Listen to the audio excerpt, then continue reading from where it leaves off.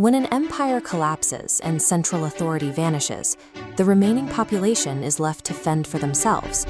This historical vacuum often mirrors the ancient biblical era of the Judges, a period defined by a single chaotic truth. In those days, there was no king. Everyone did what was right in his own eyes. As the Roman Empire faded from the British Isles, the native Britons found themselves dangerously exposed. Under constant attack from the nearby Picts and Scots, they grew desperate enough to invite a wave of Anglo-Saxon Germanic tribes onto the mainland, hoping these mercenaries would repel the northern invaders. The Germanic warriors successfully expelled both the Scots and the Picts, but instead of returning home, they turned on the native Britons who had hired them, seizing the land and establishing their own authority by the start of the 7th century. These Anglo-Saxon rulers organized their newly conquered territory by fracturing the mainland into 7 distinct kingdoms: Essex, Kent, Sussex, Mercia, East Anglia, Northumbria, and Wessex, a collective system known as the Heptarchy. Because these tribes operated as isolated rival territories rather than a cohesive state, the island was inherently vulnerable. This lack of a unified defense set the stage for an external power to exploit those deep divisions. These are the exposed stone foundations of the Lindisfarne Monastery. In 793, a Viking army landed here, initiating a violent raid that caught the Anglo-Saxons completely unprepared and stunned the young kingdoms. To the Anglo-Saxons, the sheer violence of this new threat echoed ancient scriptural warnings about the sudden arrival of foreign invaders. They come from a faraway land to destroy the whole land. This map shows the systemic collapse. A mass of Danish invaders swept down, conquering East Anglia, Mercia, and Northumbria by 875. Wessex stood as the last kingdom, a political remnant, and the final seed from which the entire culture would have to be replanted. To protect this remaining independence, Alfred first resorted to paying off the Viking aggressors.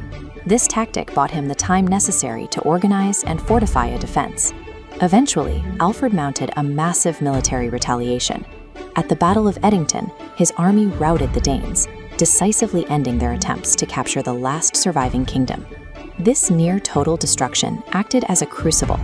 The loss of the other 6 kingdoms inadvertently forged a single, desperate core that could finally act as a unified power. This historical record, the Anglo-Saxon Chronicle, outlines the multi-generational counteroffensive that followed. Alfred's successors, Edward and Aethelflaed, pushed north into the Danelaw, applying immense pressure to reclaim the lost territories of their ancestors. You can see the result of this pressure on these silver coins. By capturing York, King Aethelstan consolidated the realm and had his new title stamped directly into the currency, King of the English.